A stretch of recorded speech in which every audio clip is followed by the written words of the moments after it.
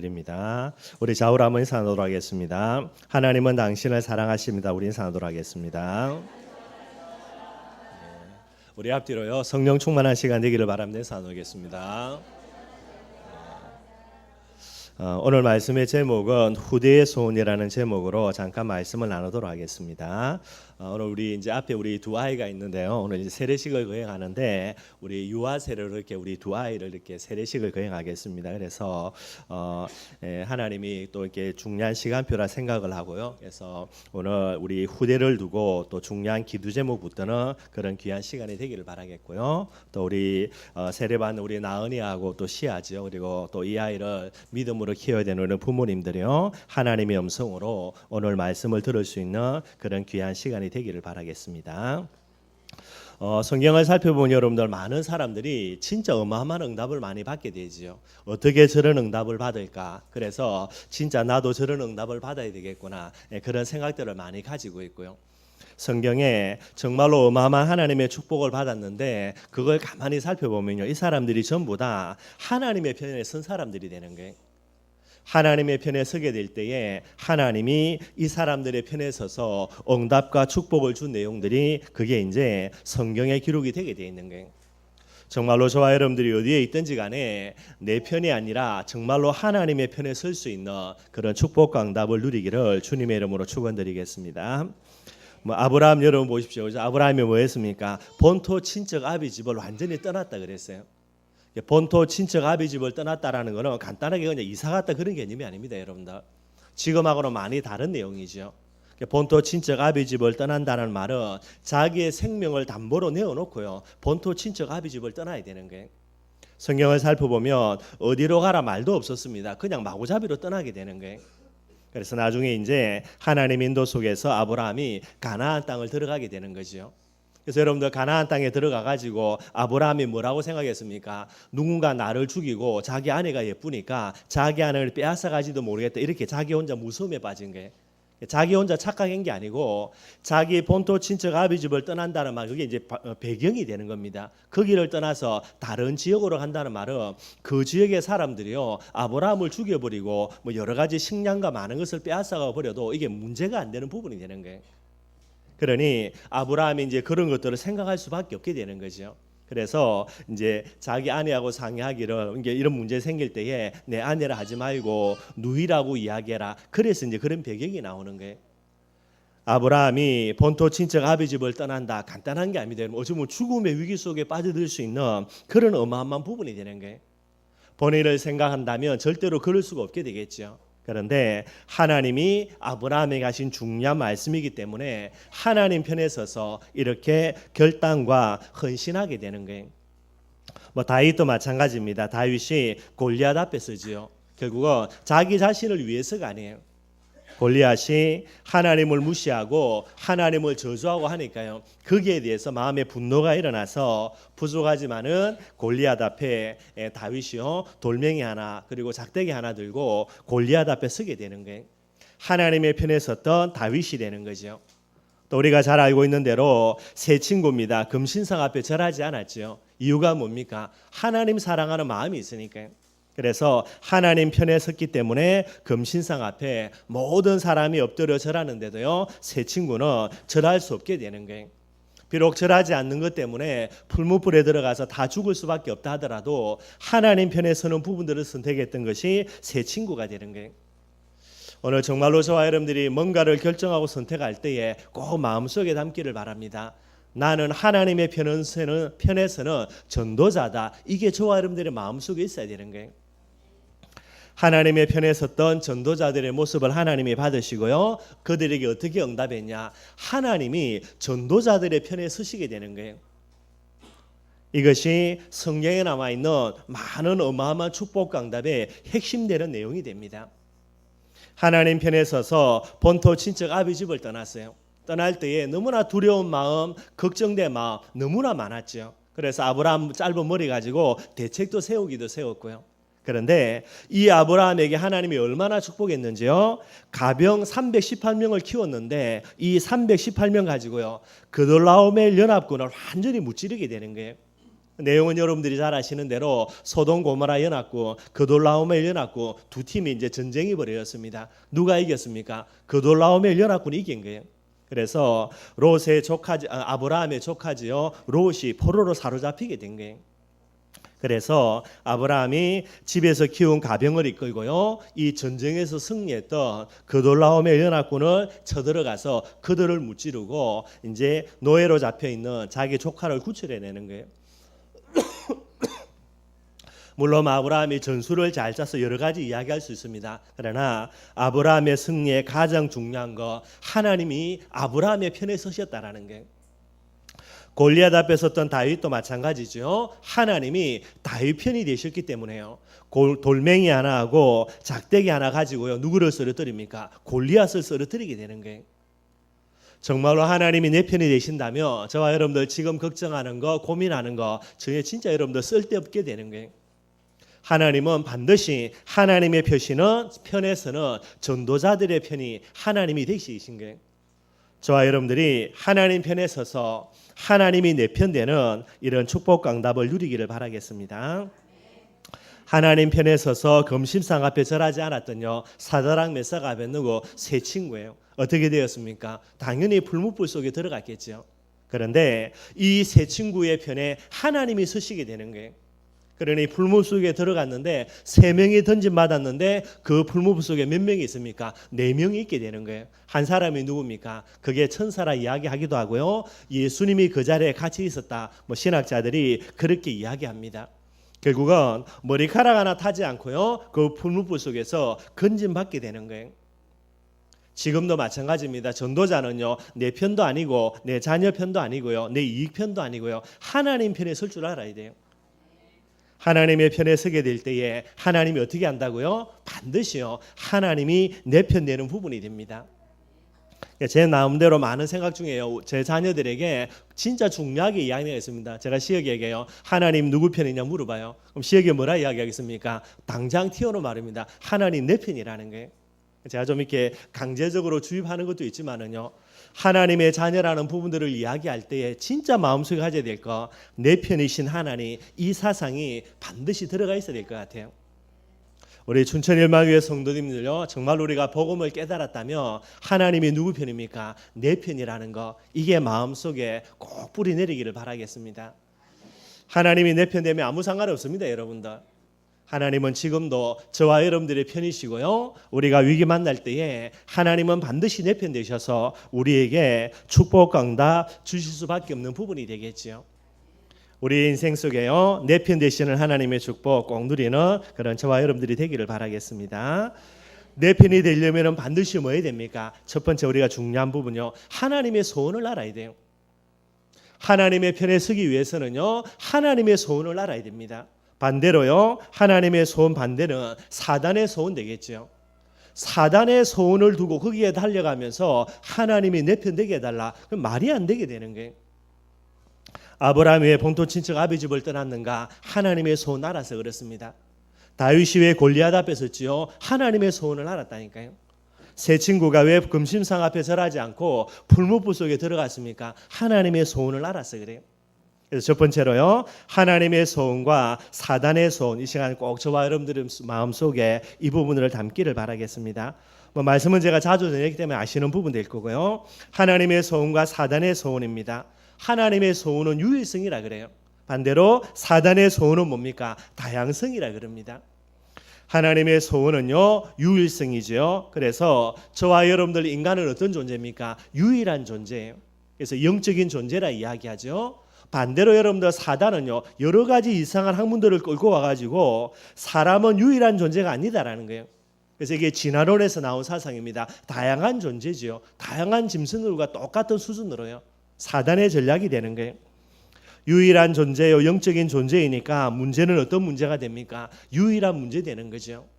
저와 여러분들 오늘 어떤 문제 있다면 반드시 여러분들 창세기 3장 속에서 파생된 문제예요. 다양한 문제가 아닙니다, 여러분들. 사단은 인간의 많은 문제를요, 유일한 문제로 만들지 않고 다양한 문제로 만들어가는 거예요. 그래서 유일한 문제가 될 때의 해답이 뭐가 되겠습니까? 유일한 해답 되겠죠. 그 해답이 바로 예수 그리스도가 되는 거예요. 하나님이 우리에게 주신 유일한 해답은 예수 그리스도입니다. 다른 답은 필요가 없습니다, 여러분들. 전도자는요, 유일한 해답 딱 가지고요, 그걸로 끝입니다. 다른 답도 필요 없고 다른 답도 귀에 들어오지 않고요. 근데 여러분들, 사단의 가장 큰 소원이 뭡니까? 이 유일성의 복음을요, 이제 파괴해야 되는 거예요. 그래서 유일한 존재가 되면 유일한 문제가 되고 유일한 해답으로 갈 수밖에 없기 때문에요. 이걸 뒤집어 엎기 위해서 인간을요, 진화론 같은 그런 여러 가지 사상을 끌고 와가지고 영적인 존재가 아니라 육신적인 존재로 만들어가게 되는 거예요. 그래서 진화됐기 때문에 원숭이가 꼬리 잘려가지고 사람 됐다, 이런 식으로 만들어가는 거예요. 그래서 결국은 무엇을 파괴하는 겁니까? 유일한 해답인 예수 그리스도를요, 다양한 해답으로 만들어버리게 되는 거예요. 이게 사단의 제일 큰 목적이 됩니다. 전도자인 저와 여러분들은요, 유일한 해답으로 온전히 결론 내리는 그런 축복을 누리기를 바라겠고요. 유일성 속에 나오는 게 뭡니까? 그게 복음이에요. 저와 여러분들을 향한 하나님의 가장 큰 소원은 뭡니까? 복음 운동입니다. 사단의 소원은 뭐지요? 종교 운동이 되는 거고요. 복음과 종교 늘 말씀드리는 거예요. 복음은 뭡니까? 예수 그리스도를 믿음으로, 이 믿음은 하나님의 은혜가 되겠죠. 은혜로 믿음으로 구원받는다, 이게 복음이 되는 거예요. 종교는 뭡니까? 행위를 강조합니다. 열심히 살고 착하게 살고 바르게 살아서 구원받는다, 이게 종교의 핵심이 되게 되는 거예요. 저와 여러분은 어디에 있든지 유일성의 복음의 비밀을 가지고요, 예수 그리스도를 믿음으로 구원받는다, 이게 저와 여러분들의 가장 중요한 주장이 되어야 되는 거예요. 착하게 살지 않아도, 열심히 살지 않아도, 부족해도요, 괜찮습니다, 여러분들. 예수 그리스도는 하나님의 선이요, 예수 그리스도는 하나님의 능력이요, 예수 그리스도는요, 하나님의 지식이 되는 거예요. 그걸로 저와 여러분들 충분하다고 돼야 돼요. 이 복음의 비밀을요, 우리 있는 자리에서 계속해서 펼쳐나가는 복음 운동의 주인공이 되기를 바라겠고요. 세 번째 하나님의 소원이 뭐겠습니까? 이 복음 가지고요, 내 혼자 구원받는 정도가 아니고요, 내 있는 현장에서 뭐 하기를 원하는 겁니까? 생명 운동 펼치기를 원하는 거예요. 그게 하나님의 소원입니다. 저와 여러분들이 어디에 있든지요, 정말로 생명 살리는 이 일에 주인공으로 쓰임 받기를 바라겠습니다. 사단의 소원이 뭡니까, 여러분들? 사단의 소원은요, 이 복음 가지고 생명 살리는 것보다는요, 자기 이익 추구하도록 만드는 것, 이게 사단의 소원이 되는 거예요. 그걸 가리켜서 뭐라고 이야기합니까? 교권 운동이라 이야기해요. 저와 여러분들은 하나님의 은혜로 믿음으로 구원받았기 때문에요, 이 비밀을 딱 가지고요, 내 있는 자리에서 가장 큰 목적이 뭐가 되어야 됩니까? 이 복음 증거에서 생명 살려내는 거예요. 내가 조금 손해보더라도, 내가 조금 어려움 당하더라도요. 그런데 사단은요, 이 복음 가지고 자기 이익을 추구하도록, 교권 속으로 빠져들도록 그렇게 만들어 나가는 거예요. 한국 교회가 왜 어려움 당하고 세계 교회가 왜 어려움을 당하는가, 여러 가지 있지만은요, 결국은 교권이라는 부분에 사로잡혀서 그래요. 교권은 복음 가지고 자기 이익 차리는 것, 이게 여러분들 교권이 되는 거예요. 저와 여러분들 일평생에 사단의 소원입니다. 교권 운동이 아니라 하나님의 소원, 생명 운동 속에 들여지는 그런 축복 강담 누리기를 바라겠습니다. 사단의 소원은 뭐라고요? 교권인데요, 이걸 가지고 뭐 하는 겁니까? 교권이기 때문에 결국은 무리를 끌어모을 수밖에 없게 되는 거예요. 그래서 많은 무리를 끌어모으려고 하는 것이 사단의 소원입니다. 하나님의 소원은요, 이 복음 가지고 생명 살려서 한 명이라도 뭐 하기 원하는 겁니까? 제자 찾아 세우기를 원하는 것이 하나님의 소원이 되는 거예요. 제자 운동, 이게 저와 여러분들이 방향 잡아야 될 겁니다. 제자는 뭐죠? 복음에 결론 난 사람을 가리켜서 제자라 그래요. 무리는 뭡니까? 다른 것에는 다 결론 났는데 복음 하나만은 결론하지 못한 사람, 그걸 가리켜서 무리라 그렇게 이야기하는 거예요. 복음 가지고, 어떤 복음입니까? 유일성의 복음 가지고요, 생명 살리고 그들 중에서 제자 찾아 세우는 거, 이게 하나님의 소원이 돼요. 반대로 사단은요, 다양성입니다. 종교지요. 그것 가지고 자기 이권을 위해서, 그래서 무리를 끌어모으는 거, 이게 사단의 소원이 되는 거예요. 마지막입니다. 하나님의 소원은 뭡니까? 제자 운동을 통해서 뭐 하는 거죠? 지금의 이 시대에만 복음 운동하는 것이 아니라 이게 다음 시대까지 복음이 전거되기를 원하는 거예요.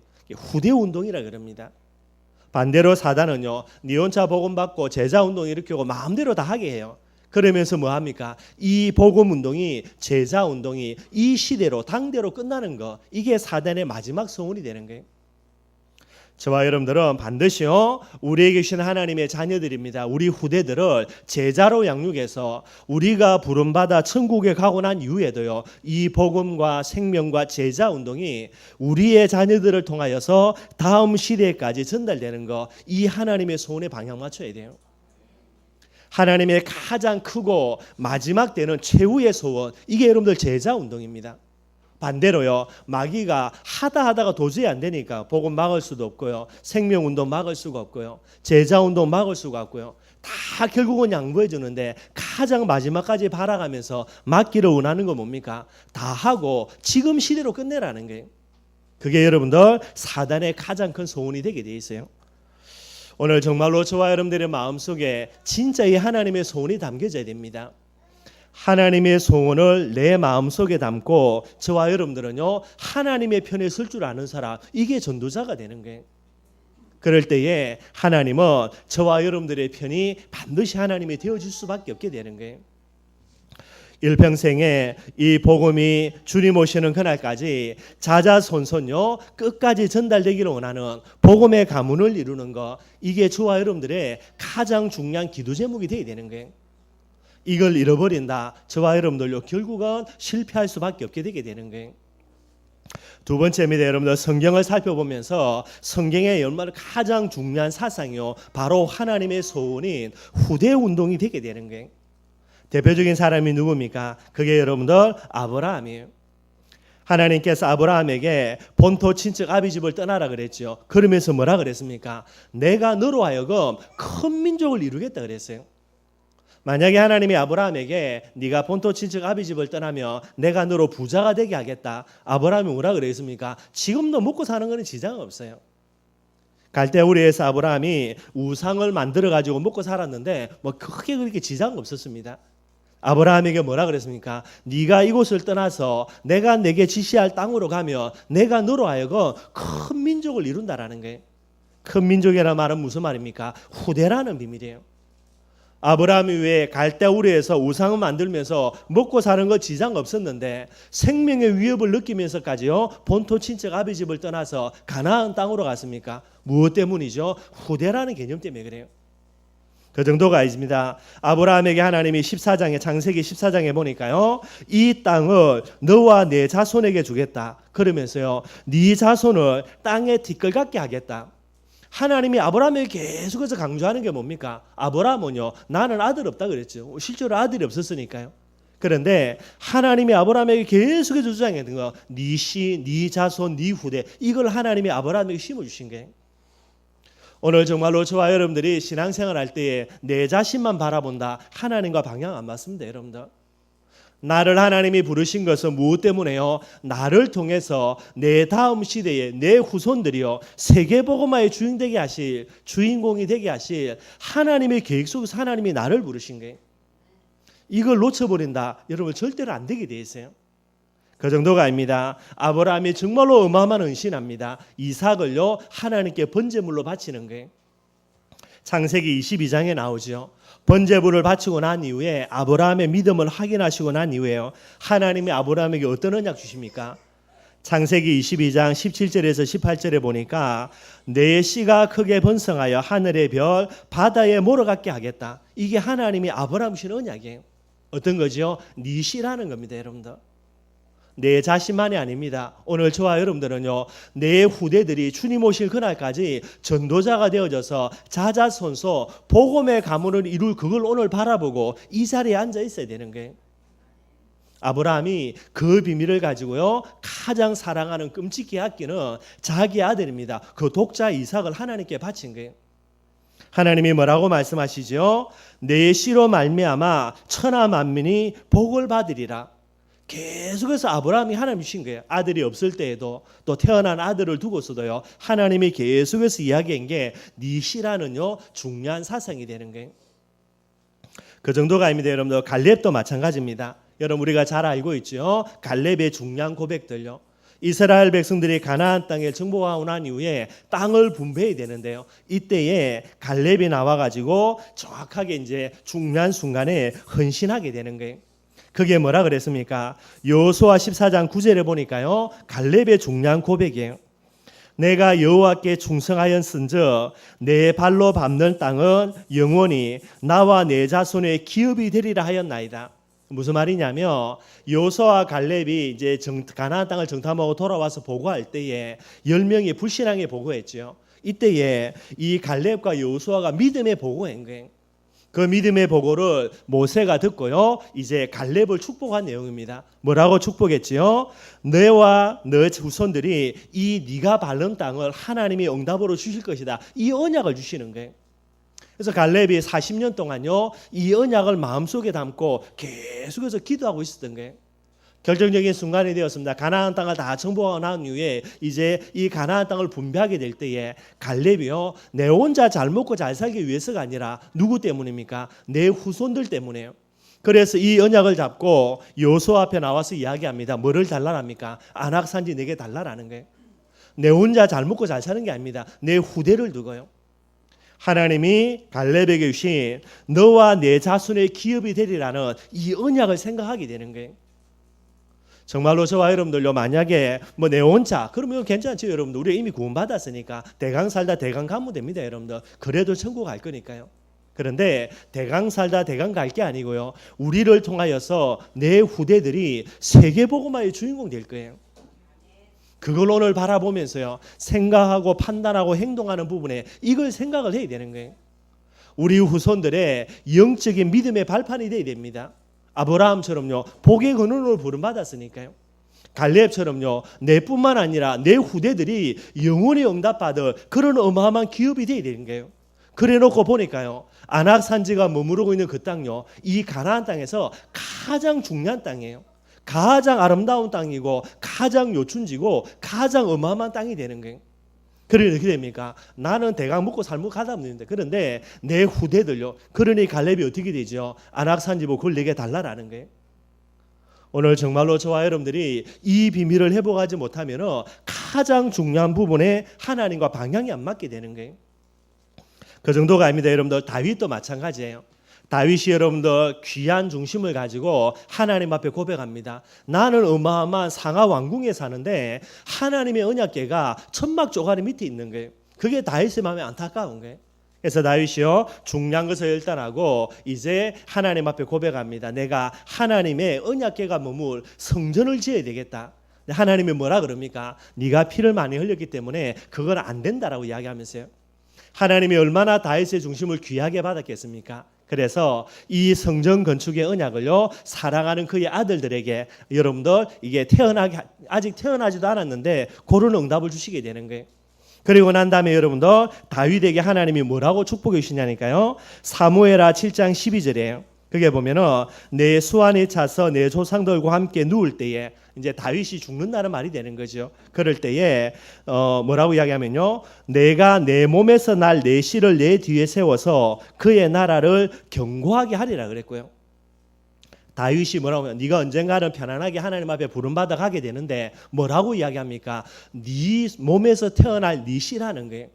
중요하게 생각해야 됩니다. 다윗이 많은 아들들이 있습니다, 여러분들. 뭐 다윗이 이제 정치적으로 여러 가지 일이 있었기 때문에 정략 결혼해 가지고요, 아내가 한둘이 아니에요. 다윗에게 이제 많은 아이들이 있습니다. 자녀들도 많이 있고요. 근데 하나님이 뭐라 이야기합니까? 네가 하나님께로 편안하게 돌아가는데 네게서 태어날 그 씨로 말미암아 이 나라가 견고하게 선다라는 이 언약을 주시게 되는 거예요. 그래서 하나님이 다윗이 중요한 헌신하는 부분이 될 때에 다윗에게 하나님이 주신 언약이 뭡니까? 이것 또한요, 씨라는 중요한 사상이 되게 돼 있고요. 여러분들 중요한 응답받은 사람들 전부 다요, 하나님의 가장 큰 소원인 후대라는 비밀들, 다음 시대라는 부분들을 늘 마음속에 담았던 부분들이 되는 거예요. 뿐만 아니죠, 여러분들 예수님도 이 비밀을 이야기하시는 게, 예수님께서 이제 십자가 골고다 언덕으로요, 이제 끌려서 가시는 부분이 됩니다. 십자가를 지고 가시다가 너무나 힘들어가지고 쓰러지시니까요. 그래서 군병들이 구레네 시몬을 불러가지고 십자가를 대신 지게 하고 가죠. 그런데 이 모습을 보면서 예수님을 따랐던 많은 제자들과 특별히요 많은 여자들이 눈물을 흘리면서 예수님을 따라가는 거예요. 이때 예수님께서 뭐라고 이야기합니까? 누가복음 23장 28절에 보니까요. 예루살렘의 딸들아 나를 위하여 울지 말고 너희와 뭐다며요? 너희 자녀를 위해서 울라라고 예수님이 이야기하시는 거예요. 뭐를 이야기합니까? 너희를 생각하는 것이 아니라 너희 후대를 생각하라는 거예요. 하나님이 우리에게 복음을 주신 것은 나만을 위해서가 아닙니다, 여러분들. 우리뿐만 아니라 우리 후대를 위해서도요. 하나님이 그래서 우리에게 복음을 허락하신 부분이 되는 거예요. 골고다 언덕으로 끌려가시면서 예수님께서 사랑하는 제자들, 특별히 여인들에게 하신 중요한 메시지가 되는 거예요. 오늘 나만 생각한다? 틀린 겁니다, 여러분들. 저와 여러분들이 우리의 후대 다음 세대 어느 정도까지요 주님 오실 그날까지를 생각을 하면서 오늘 저와 여러분들이 이 자리에서 예배의 비밀의 자리에 복음의 비밀의 자리에 저와 여러분들이 서야만 되게 되는 거예요. 사도 바울도 마찬가지가 됩니다. 빌립보서 4장 1절이죠. 바울이 뭐라고 이야기합니까? 바울이요 본인은 이제 부름받아 하나님께 가는데 중요한 비밀입니다. 그 다음 시대를 생각하는 거예요. 그래서 사도 바울이 본인은 가지만은 다음 시대에 복음 전할 그 사람을 바라보면서요. 빌립보서 4장 1절에 보니까 나의 사랑하고 사모하는 형제들 나의 기쁨이요 면류관이 사랑하는 자들아 이와 같이 주 안에서라. 이게 바울의 고백이 되게 되는 거예요. 바울도 여러분들 당대만 생각한 게 아닙니다. 내가 가고 난 이후에 그 다음 시대에 어떻게 복음 운동이 일어날 것인가 이 부분들을 늘 마음속에 생각한 거예요. 반대로 여러분들 후대에 소원이 없었던 유대인들입니다. 그 사람들의 고백이죠. 예수님을 이제 십자가에 못 박기 위해서 빌라도에게 재판을 받으면서 빌라도에게요 예수님을 십자가에 못 박으라는 거예요. 빌라도가 아무리 찾아봐도 예수님을 십자가에 못 박을 그런 제목이 없게 되는 거죠.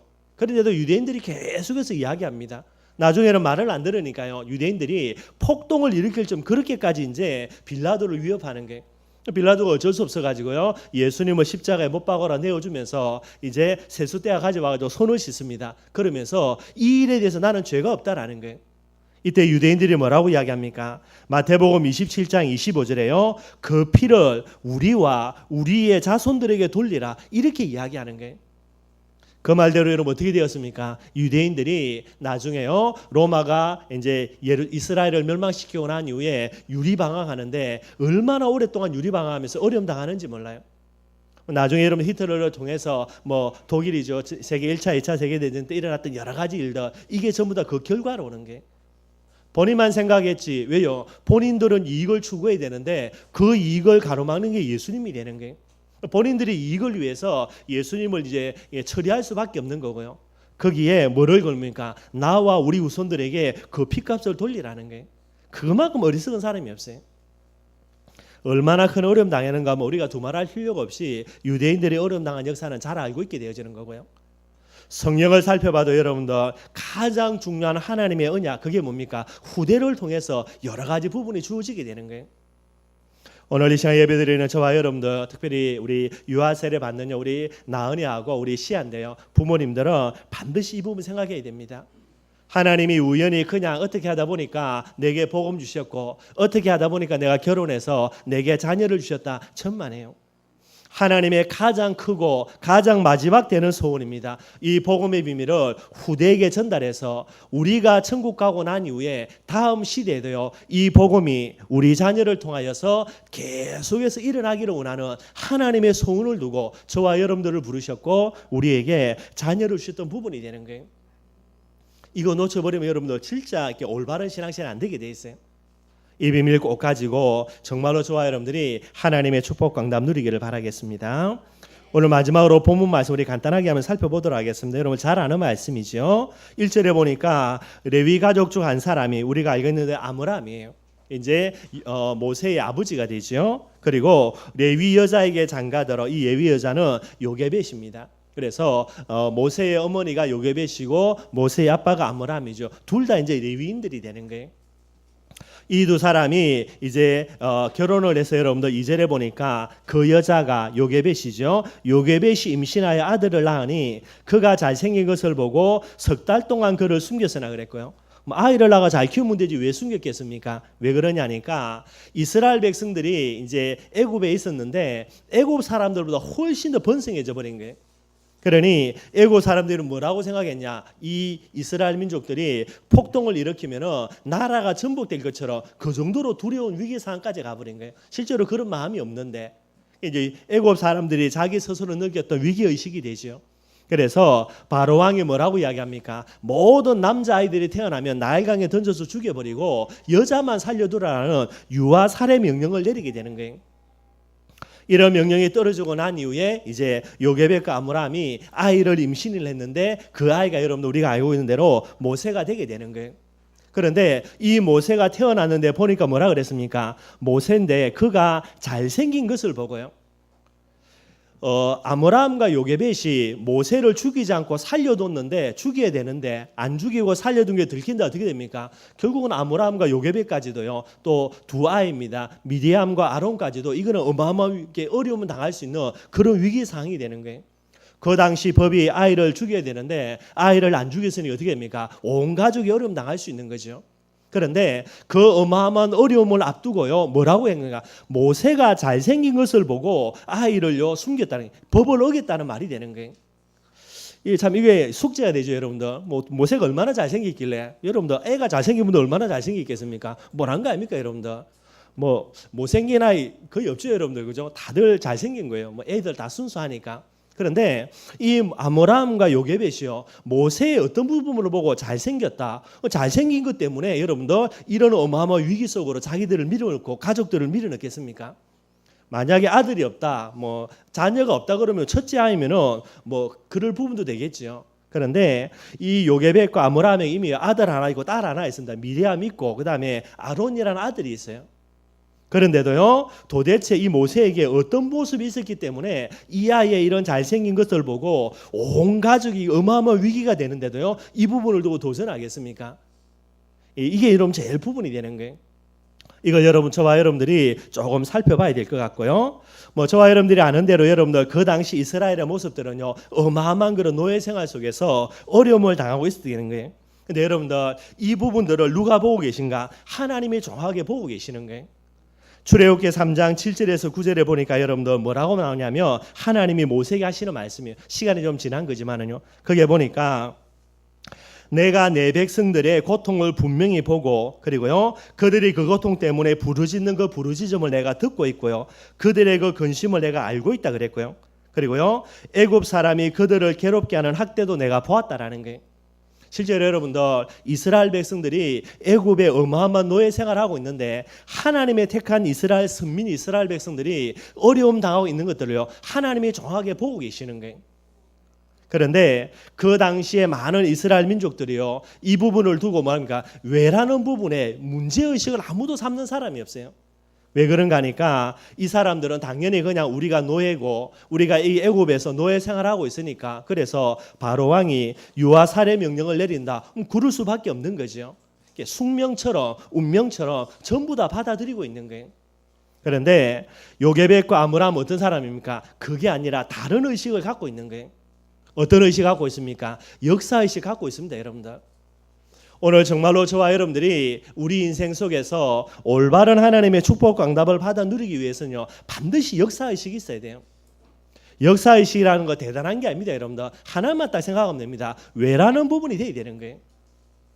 아들을 죽이라는 유아 살해 명령을 내렸습니다. 그래서 여러분들 아들이 태어나서 얼마나 슬프겠습니까? 그냥 죽일 수밖에 없는 게 안 죽으면 자기들이 어려움 당하니까. 그런데 요게벳과 아므람은요 그 부분을 두고 도전을 한 거예요. 왜 그렇습니까? 왜라는 물음표를 달하는 거예요. 다른 사람들은 운명으로 숙명으로 그래서 거기에 길들여서 거기에 굴복할 수밖에 없는데 아므람과 요게벳은요 왜라는 물음표를 달았어요. 무슨 말입니까? 아브라함과 요게벳은요 이스라엘 민족은 원래부터 애굽에 노예 생활을 하는 게 아니라는 걸 알았은 거예요. 하나님의 택한 이스라엘 민족들입니다. 그래서 애굽에 잠깐 내려와 있다가 결국은 아브라함에게 허락하신 가나안 땅으로 돌아갈 것 이걸 알고 있게 되게 되는 거예요. 그러니 어떻게 됩니까? 모든 사람이 숙명으로 받아들이는 이 부분을 두고요 이 아므라함과 요게벳은 도전하게 되는 거예요. 하나님이 알고 있던, 하나님이 보고 있던 그 부분들, 그리고 역사의식을 가지고요, 이스라엘 민족의 정확한 부분들을 이들이 알고 있게 되게 되는 거죠. 늘 언제나 저와 여러분들이 왜라는 질문 꼭 하기를 바랍니다.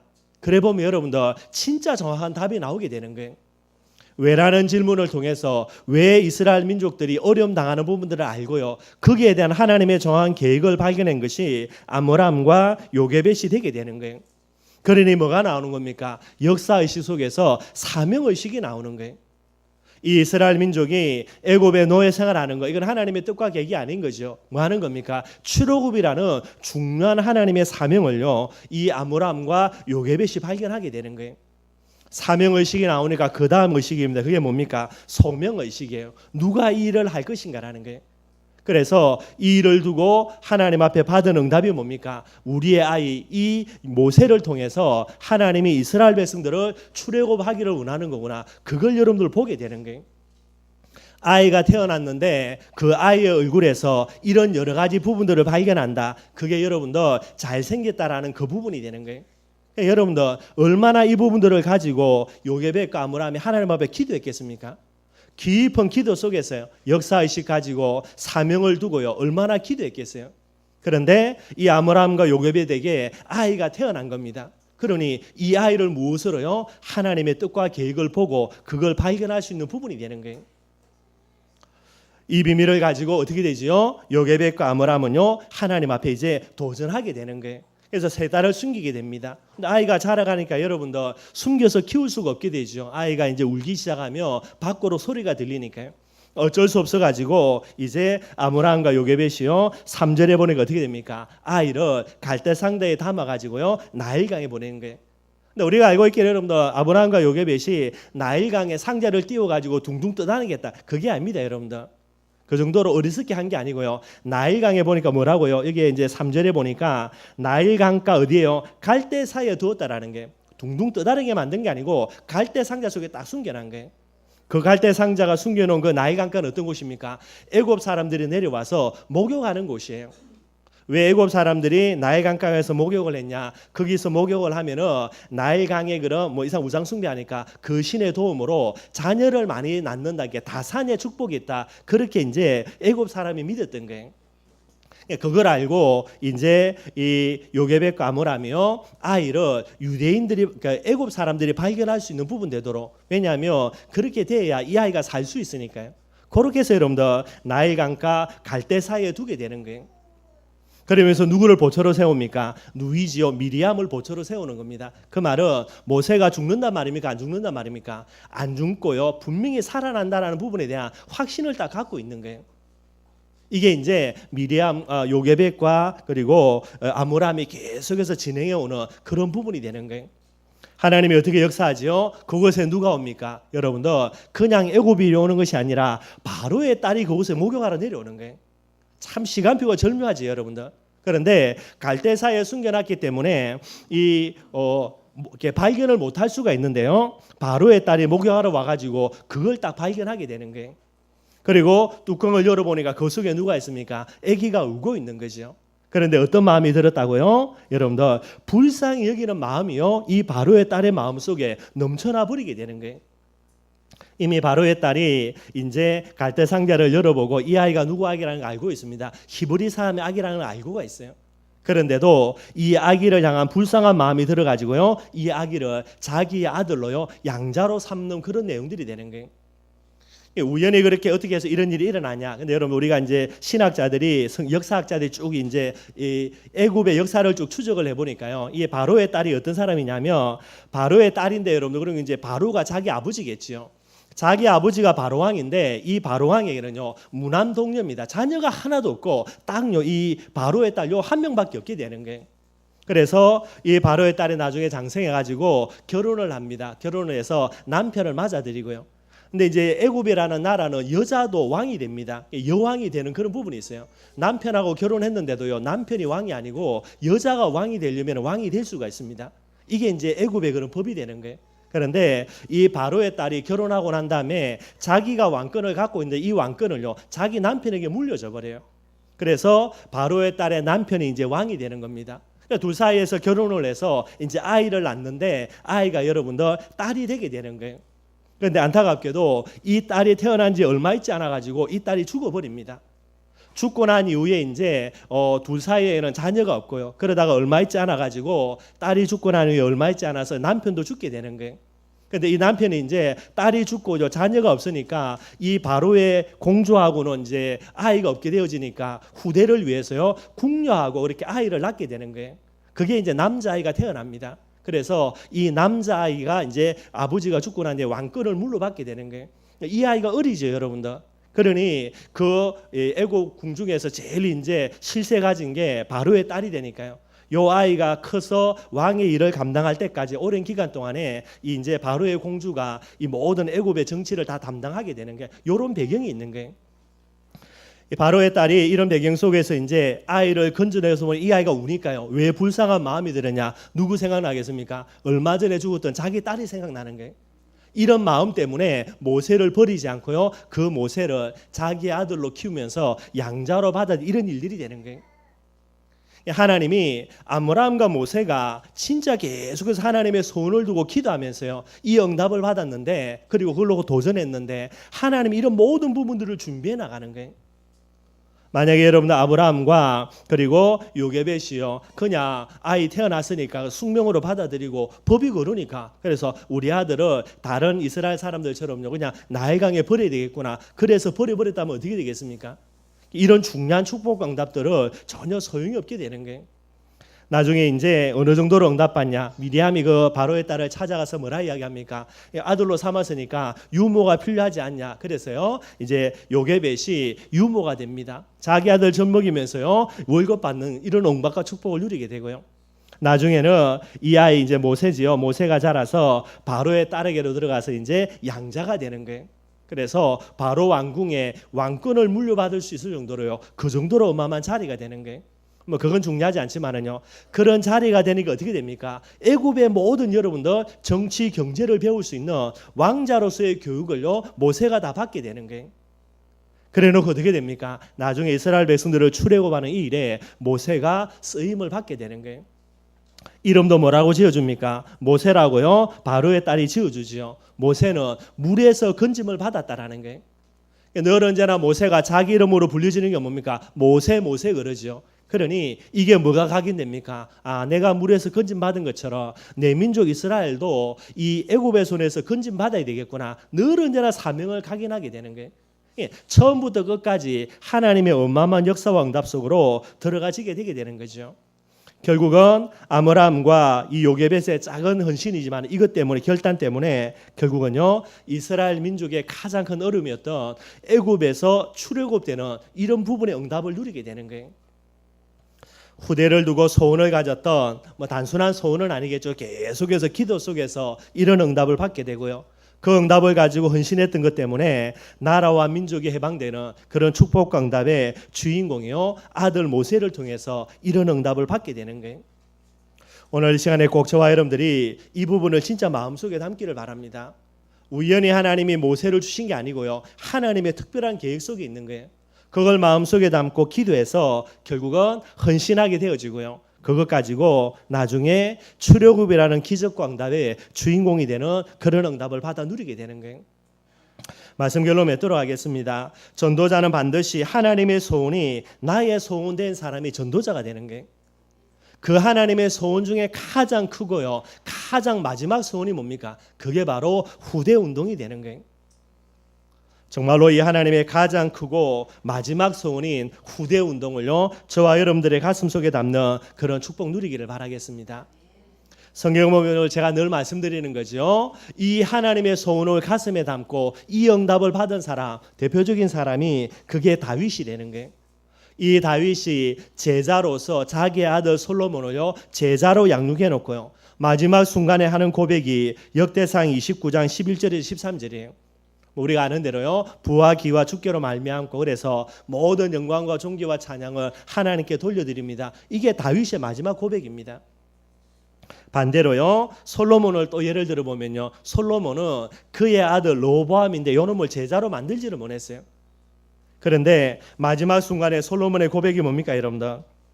전도서 1장 2절에 보니까 헛되고 헛되며 헛되고 헛되니 모든 것이 헛되도다. 이게 솔로몬의 고백이 되는 거예요.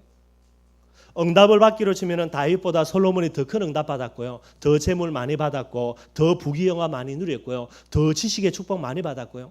그런데 딱 하나입니다. 아들을 제자로 만들었냐 못 만드느냐 여기에 따라서요. 한 사람은 헛되고 헛되며 헛되고 헛되다. 한 사람은요 모든 것이 하나님의 축복과 응답이기에 하나님께 모든 영광과 존귀와 찬양을 돌려드린다. 이걸 고백하게 되는 거예요. 저와 여러분들이 모든 응답 다 받아도요 한 가지 응답입니다. 내 자녀를 제자로 만들지 못했다. 그러면 어떻게 된다고요? 아무것도 소용없어져요.